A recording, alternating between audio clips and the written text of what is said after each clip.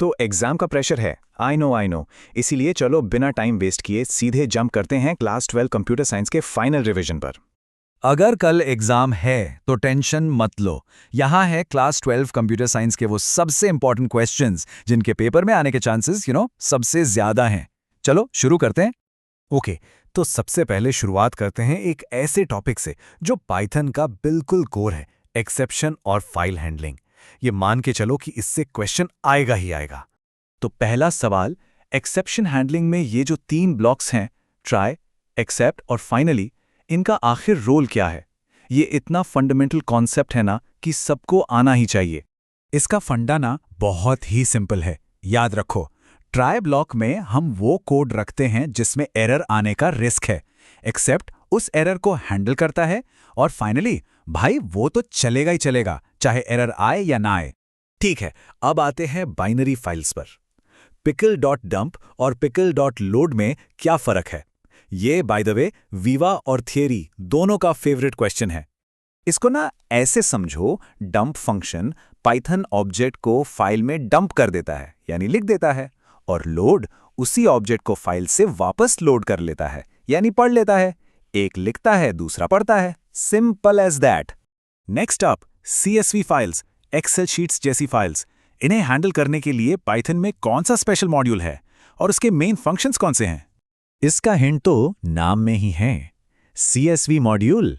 बस 2 फंक्शंस याद रखने हैं, डेटा रीड करने के लिए रीडर और डेटा राइट करने के लिए राइटर या राइटर रो। बस यही 2 इसके हीरो फंक्शंस हैं। चलिए अब अगले सेक्शन पर चलते हैं, डेटा स्ट्रक्चर्स, और इसमें हमारा मेन फोकस होगा स्टैक पर। सवाल बहुत सिंपल है, स्टैक आखिर है क्या और इसका काम करने का गोल्डन रूल यानी मेन प्रिंसिपल क्या है? जवाब एकदम सिंपल है, लाइफो। इसको प्लेट्स के ढेर की तरह सोचो। जो प्लेट सबसे आखिर में यानी सबसे ऊपर रखते हैं वही सबसे पहले उठाते हैं। Last in first out, that's it. अब आते हैं एक थोड़े थियोरी हैवी सेक्शन पर, कंप्यूटर नेटवर्क्स। इसमें अक्सर डिफरेंस वाले क्वेश्चंस आते हैं, और ये रहा इस चैप्टर का a classic question, LAN, MAN और वैन के बीच में क्या डिफरेंस है? देखो, इनका जो मेन डिफरेंस है ना, वो है इनका एरिया। लैन होता है एक छोटी जगह के लिए, जैसे एक बिल्डिंग। मैन एक शहर के लिए, यानी मेट्रोपॉलिटन एरिया नेटवर्क। और वैन सबसे बड़ा है, जैसे पूरा देश या कॉन्टिनेंट। बस इनका एरिया याद रखना। ओके, अब आते हैं हमारे आखिरी और सबके फेवरेट टॉपिक पर, SQL एंड फंक्शंस। इसमें पहला सवाल, SQL के एग्रीगेट फंक्शंस का क्या काम है?